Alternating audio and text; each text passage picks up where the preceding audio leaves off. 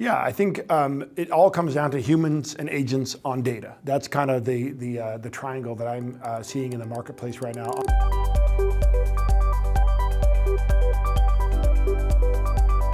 Marc van Zadelhoff joins us now here in San Francisco. He is the CEO of Mimecast. Really nice to see you. Thanks for taking a few minutes. Great to be here. You've spent over 2 decades of your career in the cyberspace. What feels different about this particular moment that we're in? I mean, we're rising up the stack, right? So I think in those 25 years in cybersecurity, we've secured the network, the endpoint, the data, the application, the identities, and at the top of that, what we've been talking about for quite a while is humans and their behavior, and obviously now we add to that agents and what's happening there. That's kind of the top of the stack and the kind of unsecured layer of cybersecurity that Mimecast has been focusing on. So it's a good time to be at RSA. Yeah, it certainly sounds like it. How are you seeing artificial intelligence change the cybersecurity landscape for enterprises today? I mean, listen, I think it's a better attacker, right? So mediocre attacker becomes expert attacker. I think it is affording cybersecurity teams lots of productivity. Even in my job, I feel like I now can do the job of, one and a half or 2.5 people just using AI. And I think you're seeing that in the SOC and in all of the skill shortages we had in cyber. Suddenly you can use AI to start to alleviate that. And then it's creating new risk, right? These agents, whether it's the LLMs or the autonomous agents or MCP servers that you're kind of going through, create new risk out there. Are there shifts that the industry still need to make in order to better secure data as well as human behavior? Yeah, I think it all comes down to humans and agents on data. That's kind of the triangle that I'm seeing in the marketplace right now. On the human side, we've been very focused on, from our heritage in email security and data security, understanding whether the behavior is accidental and we need to train them, whether it's malicious and you need to block them. And then agents kind of fall into the same category, right? They have IDs, they have behavior. They are usually tethered to humans. As much as we love talking about autonomous agents, most of them, I say, are like dogs on a leash, and the leash is still the human, and they're prompting and telling them what to do.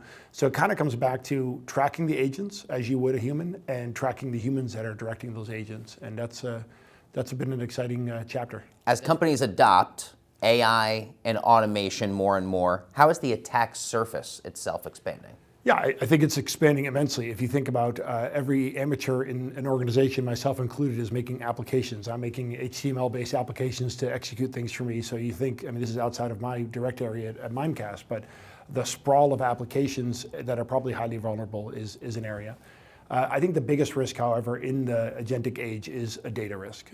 These things are consuming data, and if you have employees moving data into unsanctioned AI or unsanctioned data into sanctioned AI, it's a huge risk for the company. I think that's the biggest attack surface that we're trying to defend against right now. Can you talk to us a bit about the evolution from the earlier days from Mimecast, from email security, now with much more of a focus on being a human risk platform? Yeah, sure, absolutely. I mean, it's kind of a natural evolution. If you think about email security, I think 80% of all breaches are caused by, are initiated by an email attack.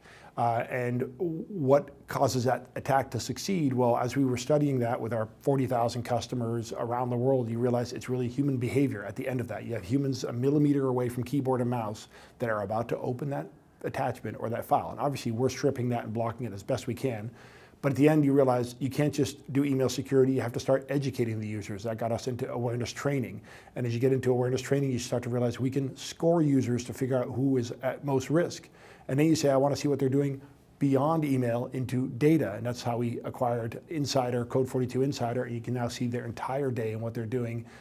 So it's kind of an evolution from the behavior in email being the biggest instantiation of human risk, and then expanding that human risk purview to everything they do, and adding agents to that, because agents are the ultimate insiders.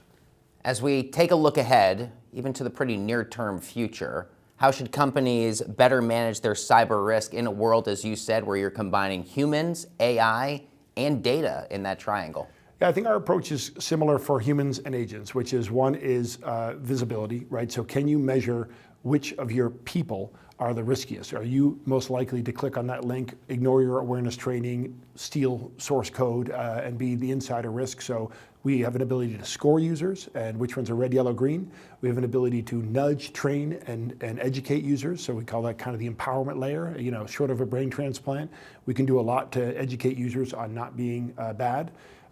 Unless they're malicious, and then we have to do the next layer, which is kind of control them in email, in all their SaaS applications, in the browser, on the endpoint, control their behavior, block them from egressing data to unsanctioned AI, block them from clicking on things by stripping out the links before they even get there, block them from stealing employee data and PII. So there's a lot of controls that you can do after you measure, after you try and change the behavior. You need to have a fallback, and that's the control layer.